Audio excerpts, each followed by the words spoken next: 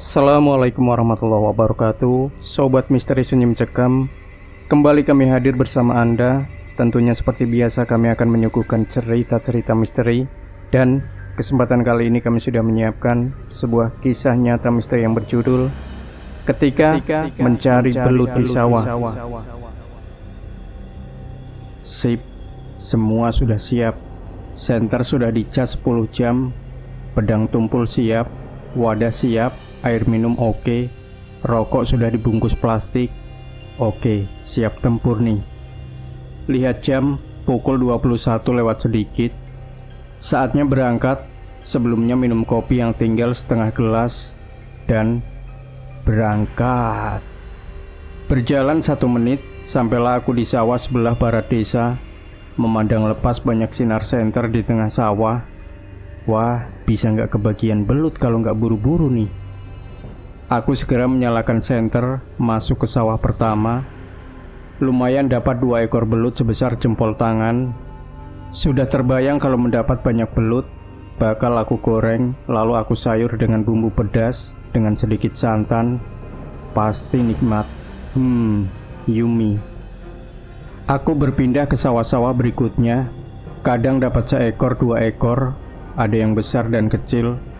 Tak terasa aku semakin jauh dari desa. Gak terlalu jauh sih, cuma 5 menit kalau jalan biasa. Dan aku melewati dekat gerumbul pohon di tengah sawah. Konon, dulunya itu adalah kuburan zaman kuno. Tapi sekarang sudah berubah menjadi ladang. Aku tak merasakan keanehan apapun saat melewatinya. Padahal, banyak yang mengabarkan bahwa tempat itu angker. Aku terus saja berjalan mencari belut. Setelah agak jauh dari gerumbulan pohon itu, baru terjadi keanehan.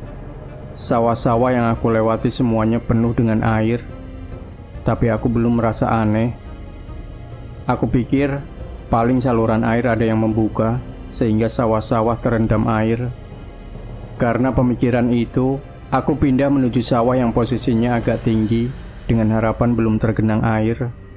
Sekian lama aku berjalan, belum juga melihat sawah yang tidak tergenang air. Aku mulai merasa aneh.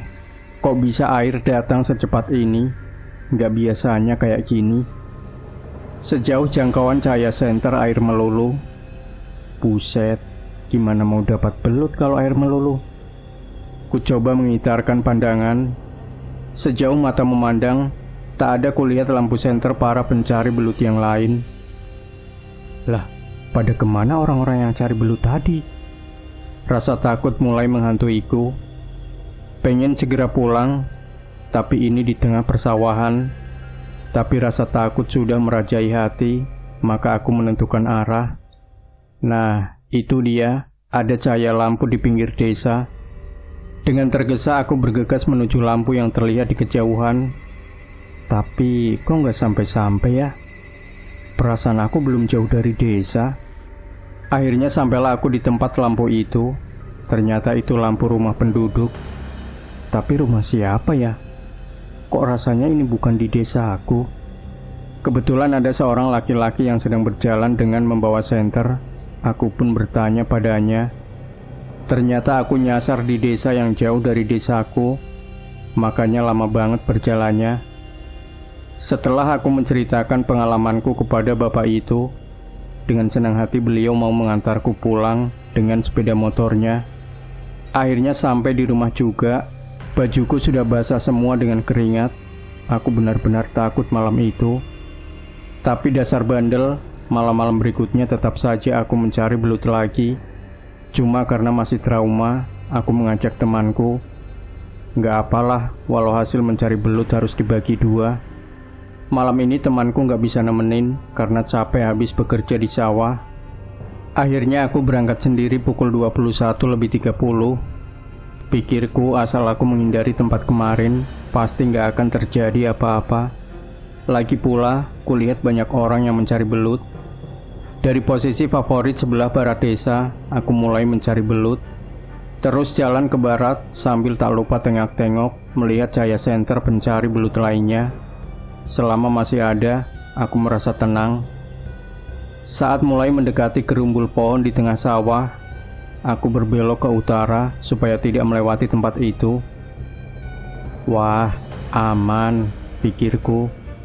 Dengan tenang aku mencari belut lagi.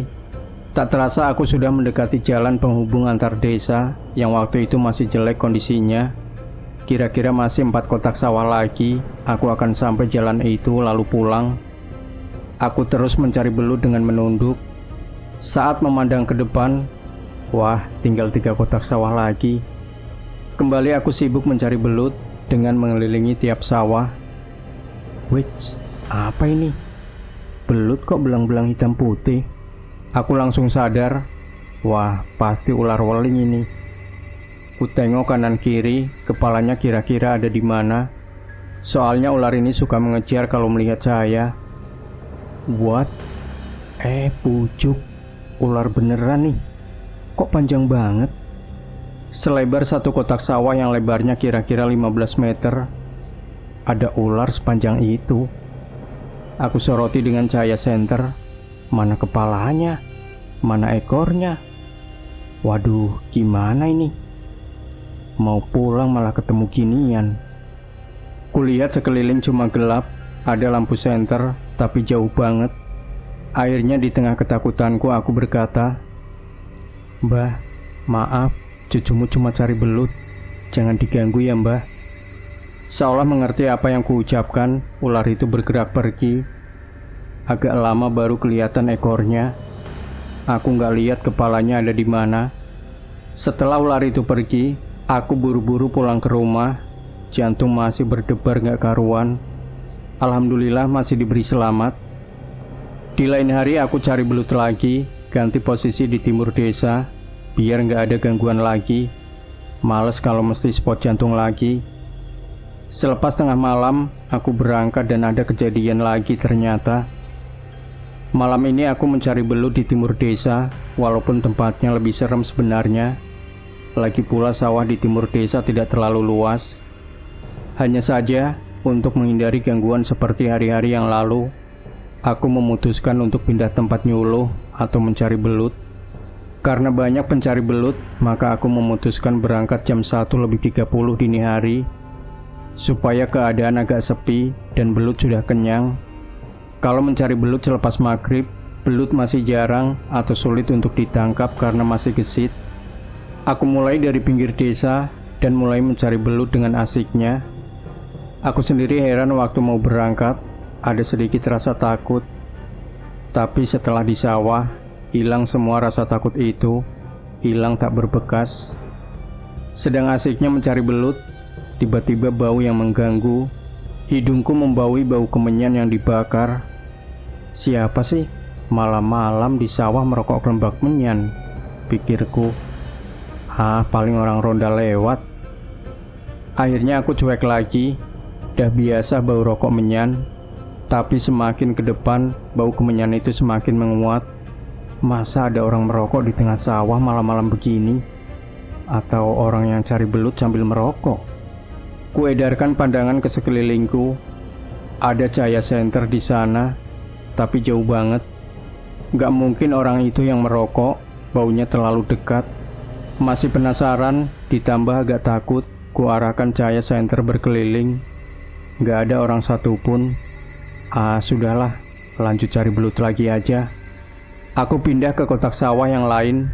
Bau itu masih tercium dan semakin keras tercium.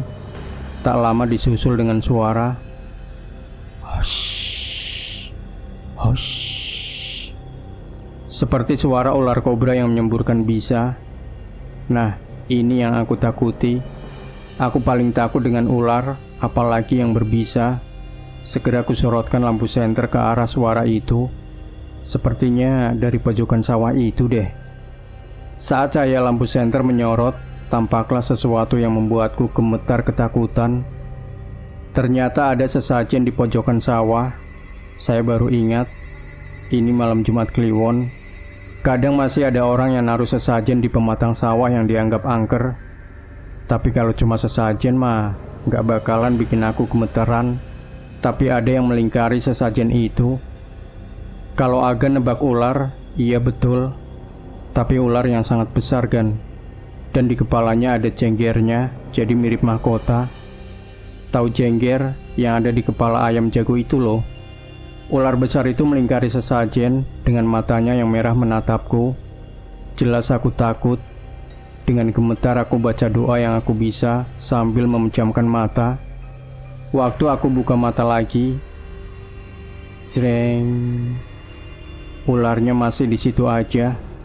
Waduh, gimana nih? Aku coba bicara dalam hati. Numpang lewat, Mbah. Lalu pelan-pelan aku lewat dan pergi, gak berani menengok ke belakang. Terpaut 2 kotak sawah, aku melihat banyak belut di situ. Naluri pemburu belut tergugah, lupa dengan peristiwa barusan. Aku asik menangkap belut satu persatu. Di 1 kotak sawah itu mungkin dapat setengah kilo lebih. Dasar manusia, adanya rasa serakah. Sudah dapat banyak masih kurang. Aku lanjut cari belut lagi. Baru beberapa menit mencari, ada bau harum mengganggu hidungku. Harum bunga melati ini sih. Seketika bulu kuduk meremang dengan dahsyat. Aku diam terpaku, gak berani lihat kanan kiri. Aku coba berjalan lagi. Bau harum itu mengikuti.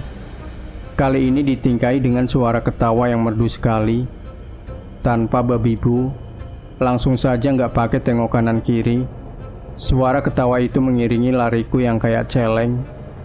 Tabrak semua yang di depan. Sampai di tengah desa, baru aku berhenti dengan nafas Senin Kamis, ngos-ngosan. Itulah pengalaman mistisku ketika mencari belut di sawah. Demikian Sobat Misteri Sunyi Mencekam. Jangan lupa tinggalkan komentar Anda, like, share video ini, subscribe channel Sunyi Mencekam, dan nantikan kembali cerita-cerita misteri terbaru dari kami. Wassalamualaikum warahmatullahi wabarakatuh.